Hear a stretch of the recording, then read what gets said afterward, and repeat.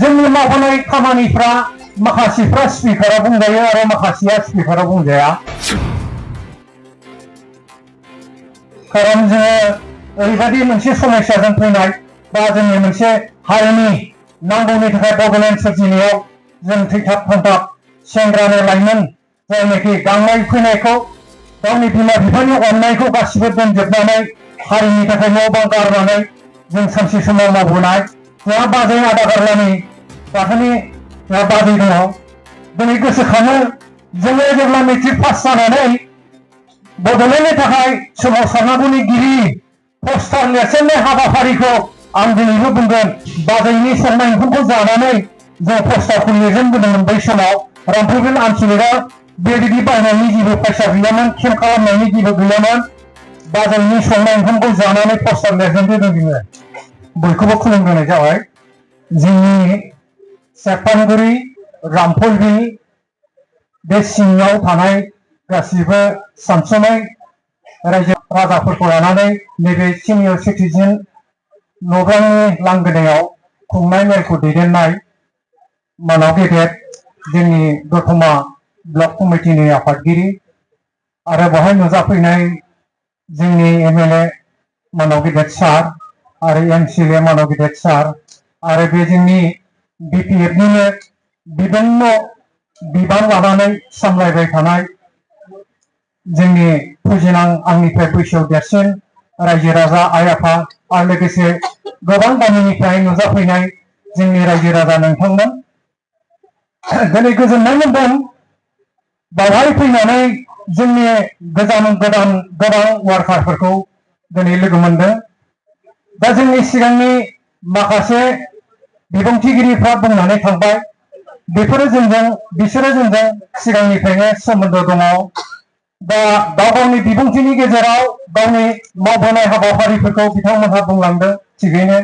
दा जुदि फंनैसो सिनायथिखौ होयोबा आं सोर आं मा मावो जोंनि रायजोफ्रा गोबां मिथिखायो। दा जोंनि मावबोनाय खामानिफ्रा माखासेफ्रा स्पिकारा बुंजायो आरो माखासेया स्पिकारा बुंजाया।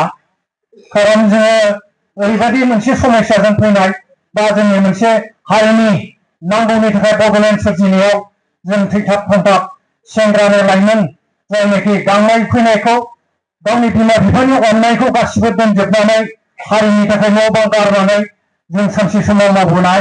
आरो दिनै आं गोसोखांदों जोंहा बाजै आदा गारलानि गाथोनि जोंहा बाजै दङ।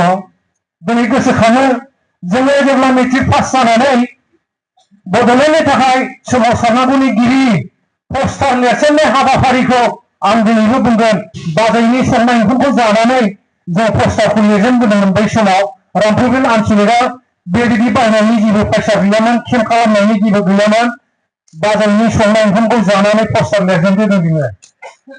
आरो बेबायदि थानायनि जेबो माबा गैयामोन आरोखि। जों बै समावनो नांथाबबोनाय आरो बेवहायनो बड'फा उपेन्द्रनाथ ब्रह्ममोनखौ लानानै जोङो लोगो मोनबोनाय आरो गोबां खोथाफोरखौ जोंहा मिथियो जोङो।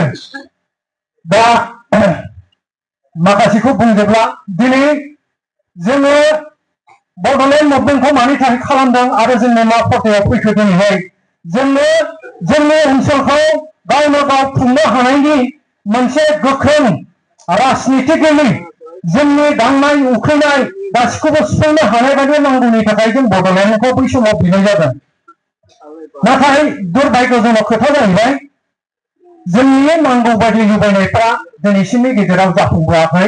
आरो बिनि गेजेराव जोंहा 2020 मायथाइयाव जायनाखि एबसु एनडिएफबि आरो माखासे एलाइड अर्गानाइजेसनखौ लानानै जि सुक्ति खालामदों बियो जोंनि हाग्रामा सारनि सुक्ति खालामनायखौ बेसेबांबा गाहायाव दोननानै बे सुक्तिखौ खालामनायाव जोंनि ओनसोलनि अर्थनैतिक जौगासारनांगौनि बेलायाव दिनै गिरला अबस्था जानानै फैदों।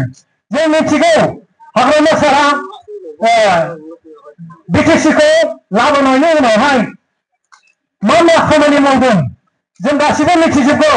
नाथाय ओरैबायदि मानसि दङ जोंनि गेजेरावनो दिनै हाग्रामा सारनि गायसननाय इउनिभार्सिटि आरो बेनिफ्राय दिनै हाग्रामा सारनिनो आमोलावनो गायसननाय इन्जिनियारिं कलेज, बिभिन्न कलेज इनफ्रास्ट्राक्चार गासिबो डेभेलप खालामनानै बेवहायनो लेखा रोंनाय माखासे मानसिफोरनि साननाय हनायखौसो दिनैनि गेजेराव एसे गोमोथाव रोखोमनि मोनो।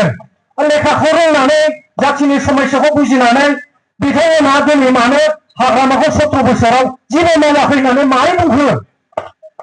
गोदोनि दिनावथ' लेखा फरा बारा रोङामोन, नाथाय दिनैनि गेजेराव जोंनि गेजेराव इउनिभार्सिटिबो फैबाय, CITबो फैबाय, आरो इन्जिनियारिं कलेज फैबाय, हस्पिटाल बेसेबा गिदिर जा मेडिकेल कलेजबो बानायबाय, आरो जोंनि सोलोंथाइनि अफिस जायनाखि डिरेक्टर लेभेल बेखौबो अफिस हाबाफारि मावफुंजोबनानै माने बेखेवनो मोनाखै।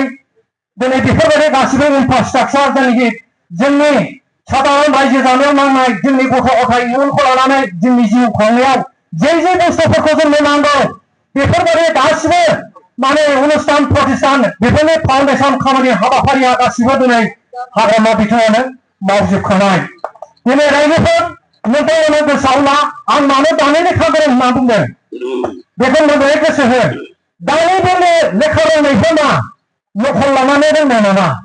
मेगन थानानै मानो नुगोन नुवाखै, गोसो थानानै मानो सानस'नो हायाखै, बिसोरनि गोसो आरो मेगना मा जाखो दिनै सोंनाय फैयो।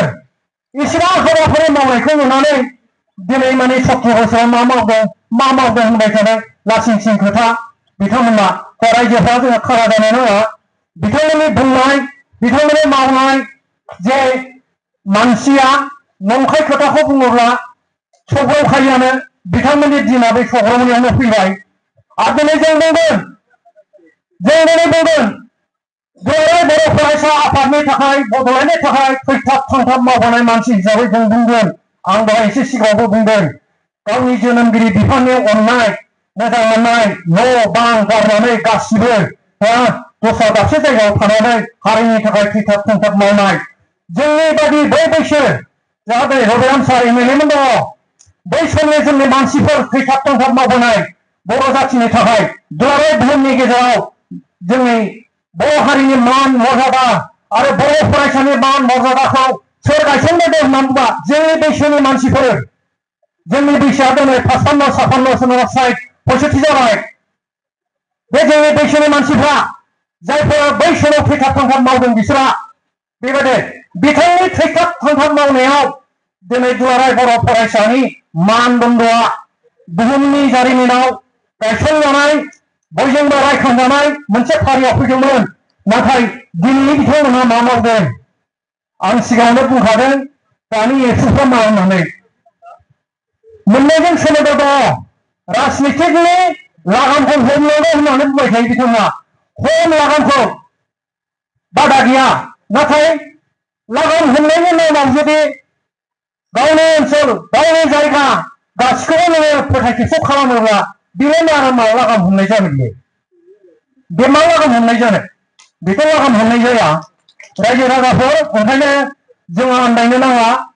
फैगौ समाव जोंहा इलेक्सन जायोब्ला जोङो नैबे दतमा समस्तिनि केन्डिडेटआ जोंहाथ' अलरेडि सेलेक्सन जाखानायखा, जोंहा बेवहाय जेबो गोनो गोथो गैया।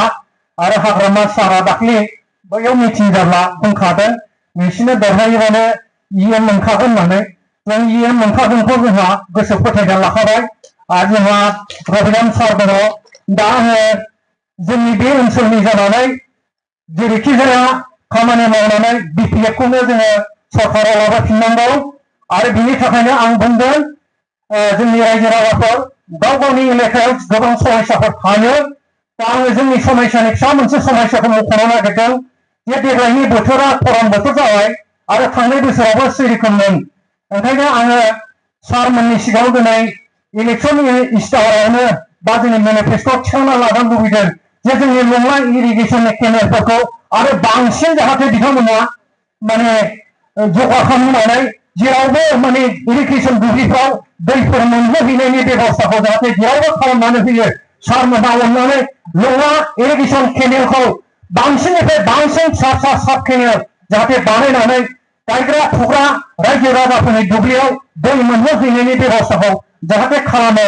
आं बेखौनो गुबैयै खावलायबावनानै फंनैसो रावखौ बहायनो बुंनानै फोजोबथ'नाय जाबाय। गोजोन्थों।